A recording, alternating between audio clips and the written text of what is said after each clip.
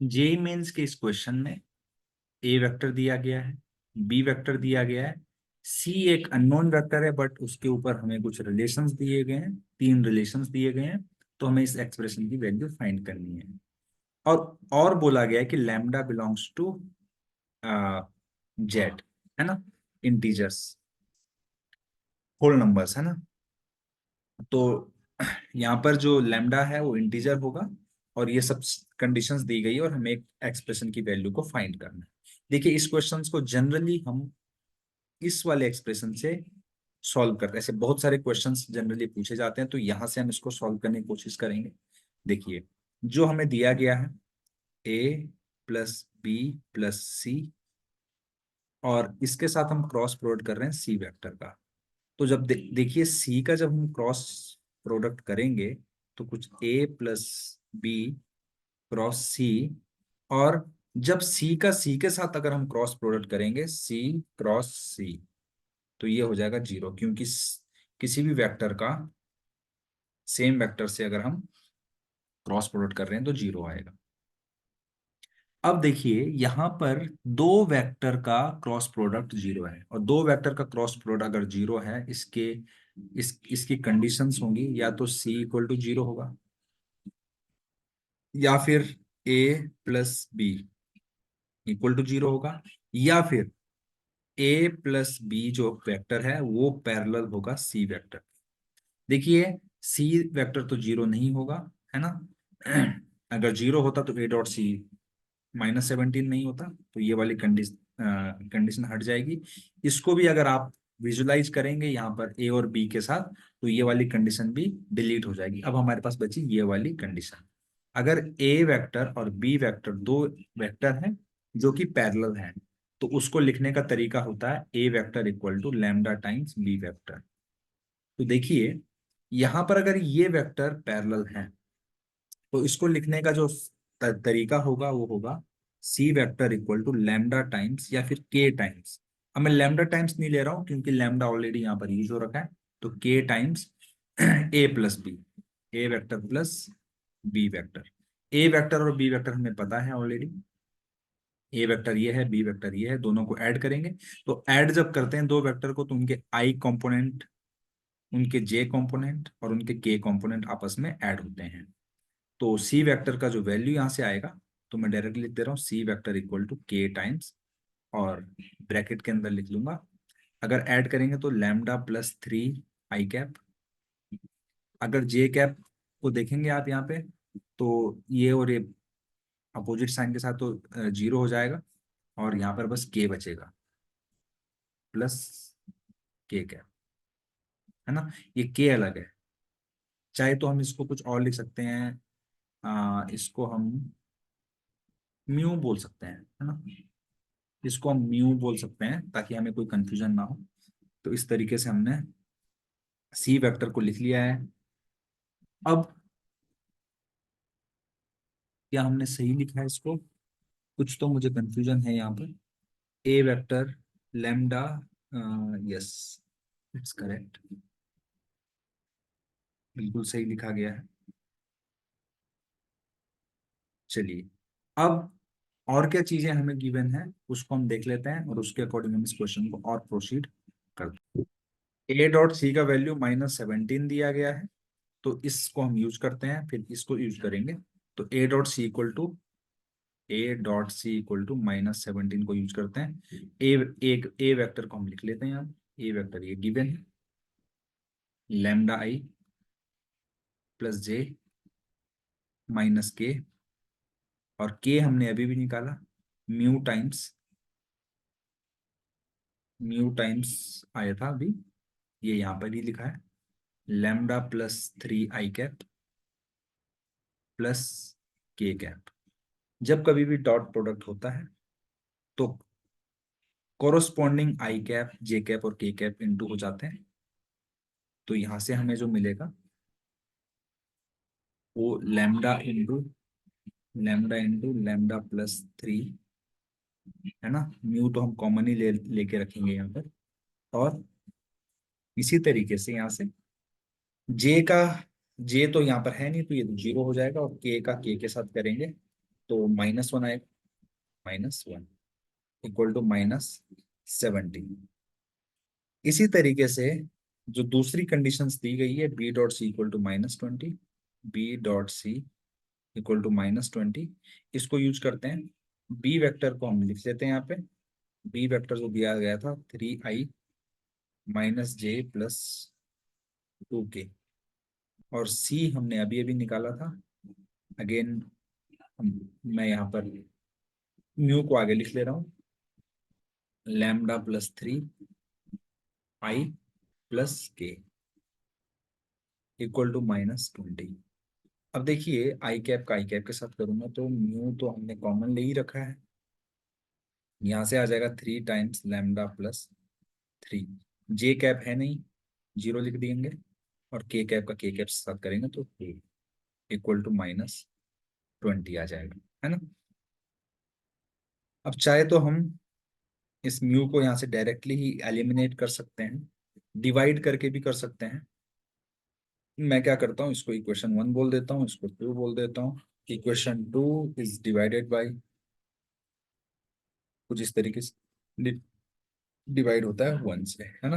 तो देखो ये और ये कैंसिल हो जाएगा, और बचेगा हमारे पास 3 × λ+3 + 2 equal to -20 divided by λ×λ+3 - 1 equal to -70। Minus से माइनस भी कैंसिल हो जाएगा, क्रॉस मल्टीप्लाई करेंगे यहाँ से, तो 17×3 = 51, λ+3, 17×2 = 34। 20 के साथ इसका इसके साथ करेंगे तो आएगा 20 लैम्डा, λ+3 -20, है ना। तो ये हो जाएगा 51 लैम्डा, 5×3 = 15, 153 + 34 इक्वल टू, यहाँ से ये 20 λ², 20×3 = 60 -20 हो जाएगा, ये तो 40 हो जाएगा, है ना। और यहाँ पर आप देखेंगे ये 187 हो जाएगा, और हम सबको दूसरी साइड लेकर लेके जाएं तो 40 इधर आके अगर इसको माइनस कर दें तो 147 हो जाएगा, या फिर इसको ही हम उधर ले जाएं -147 हो जाएगा। तो 20 λ² -51 लैम्डा -147 इज इक्वल टू 0। यहाँ से हमें क्वाड्रेटिक मिला है ये। इस क्वाड्रेटिक को हमें सॉल्व करना है, और इस क्वाड्रेटिक को सॉल्व करते ही आई थिंक हमने कुछ यहाँ पर मिस्टेक नहीं की हो, तो उसको हम चेक कर लेते हैं एक बार, है ना। 17×2 = 34, 34, 3×3 ओ 17×3 = 51, λ+3, 17×2 = 34, और 20 लैम्डा। यहाँ पर तो हमने इसको पूरी तरीके से सही ही किया है।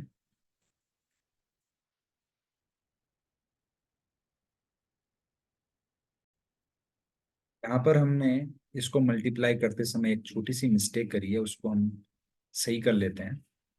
ये 60 लैम्डा होना था, है ना, और ये 20 दूसरी साइड जाके ऐड होना था, राइट। तो दूसरी, देखिए ये 60 लैम्डा होना था, इसको जब इंटू करूंगा और ये -20 उधर जाके ऐड हो जाएगा तो 207 हो जाएगा, है ना।